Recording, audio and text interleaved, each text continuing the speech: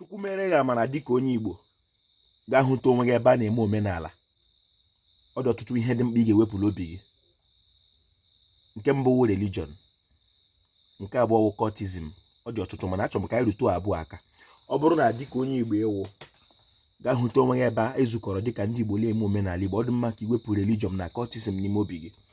Ọ dịghị ihe niile Baịbụl kwuru, ọ dịghị nke eji eme ihe ebe a na-eme omenala Igbo. Ọ dị njọ, bụrụ ihe rụrụ arụ, ọ bụghị ihe ziri ezi na onye Igbo pụta ebe a na-eme omenala Igbo ezukọrọ dịka ụmụnna ya etiwu ya cultism. Biko were ntị onye Igbo n'obi onye Igbo. Taa bụ Eke Ọpara ụbọchị. Chiabọla agụpụzụ agụpụ ọnụ ka anyị gaa ọfọ ụtụtụ tupu anyị agawa n'ihu. Eke kere ụwa basi dị elu, Chukwu okike abịa ma Chukwu ye Chukwu ye Chukwu ye Chukwu ye.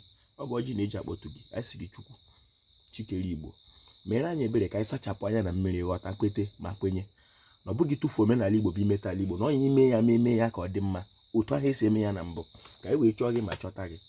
Ka ọrọm anyị pụta ihe kwa ụbọchị. Mere anyị ebere, mekwere anyị amara ka anyị nọgide n'ụzọ ahụ ndị nna anyị gburu anyị, ka anyị wee ka nka n'elu ala Igbo, ka ihe wee dịrị anyị na mma ugbu a na mgbe niile ebighị ebi. Ise. Biko anaghị akpagide ọjọọ ka ntị onye Igbo n'obi onye Igbo. Taa wee ke ukwu ekele eketa ife ọma na arịrịọ ka m si eke nketa ya ketara anyị ife niile dị mma. Nrọ ọjọọ anyị ya sokwere nrọ anyị laa.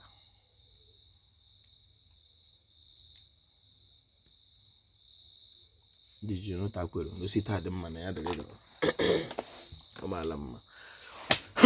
Biko ihe m na-asụ Igbo, ihe m ji na-asụ Igbo wu n'izu ka mma na nneji na a ga-eshiri ụlọ mara mma pụọla ama.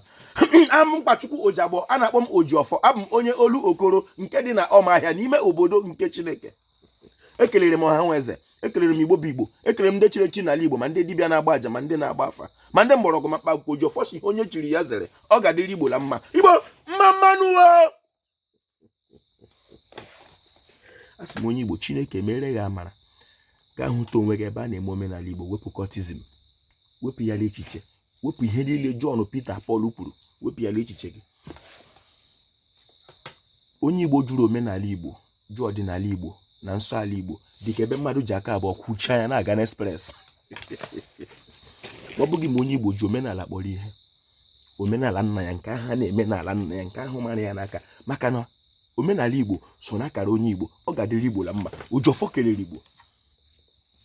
Ọ dịghị otu anyị ga-esi meta ala Igbo ma ọ bụghị site n'omenala Igbo. Ọ dịghị otu onye Igbo jụrụ omenala Igbo m ga-esi bara ala Igbo uru. A sị m ịpụta ha n'ebe a na-eme omenala Igbo, onye Igbo nwokorobịa, nwa agbọghọbịa, wepụ ihe ọbụla ọzọ sọrọ gị bụrụ, chọta, kpete ma kwenye na omenala Igbo tọchi ihe ndị a niile. Ma ọ bụghị ma ndị Igbo mere omenala Igbo, ọ ga-adịrị Igbo la mma. Ojiọfọ kelere Igbo, ọ ga-adịrị Igbo la mma. Igbo mma mmanụ o.